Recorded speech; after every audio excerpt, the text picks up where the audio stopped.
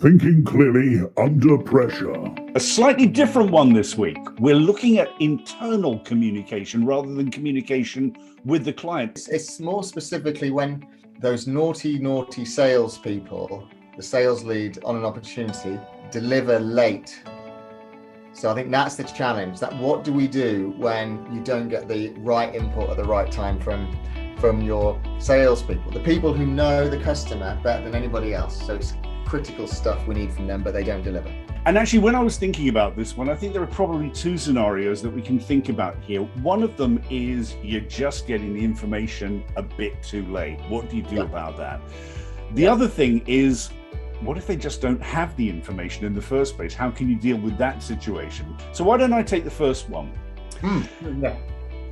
In terms of having a conversation internally, if people just aren't getting the information to you at the right time, people just aren't playing nicely with each other internally, you've got to have the tough conversation, and it's got to be a tough coaching conversation as well.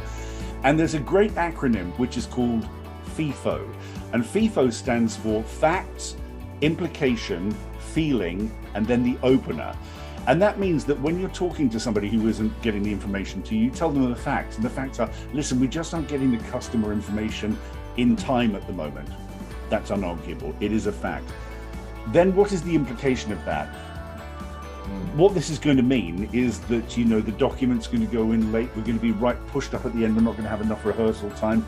And actually, there's a danger that we'll lose the bid in the first place. It's a really important one for our organization.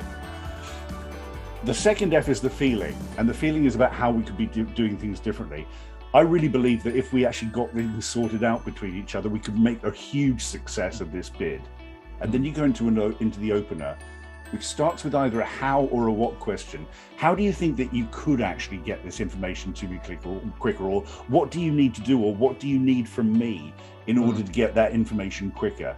So following that FIFO methodology of fact, implication, feeling, and opener is a great way to frame a tough conversation.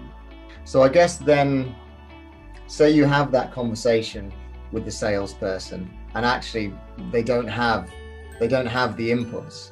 Because as a bid person, proposal person, I would probably make a very broad assumption that the salesperson has got a fantastic relationship with the customer and understands them, you know, at an intimate level, the hot buttons, the challenges, the concerns, the issues, and all of that sort of stuff. But actually, you know, that's pretty hard to get under the skin that much. And it might be they've done a great job internally of selling the opportunity and qualifying it in, done that bit, but they're lacking that information on the customer. So assuming we're not going to go, well, we should qualify out of this, we're going to put this one in the bin and the salesperson then gets fired, we move forward. So then it's a case of just thinking about, well, if you don't know specifically the customer's hot buttons, let's think typically your other clients with similar problems or in similar sectors and similar industries, what are the main challenges that they're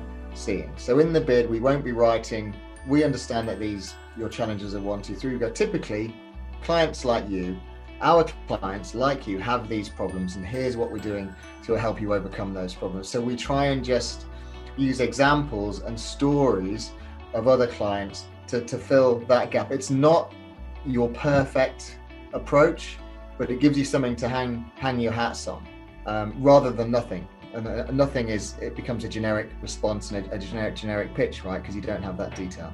There you go. But just play nicely with each other. That's the easiest thing. Get the information and play nicely. And play nicely.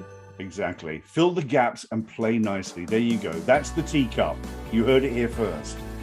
We're going to take a couple of weeks off, Graham. We're both going to head into the traffic jams of Great Britain and try and get some sunshine, aren't we? Traffic jams, yes. Sunshine. We'll see. We'll see. We'll be back in a couple of weeks. Don't forget, anything you want us to answer, put them in the comments below these things. Ask us any questions. We'll be back at the end of August. Have a great couple of weeks. Take care, all of you. Cheers all. Bye-bye.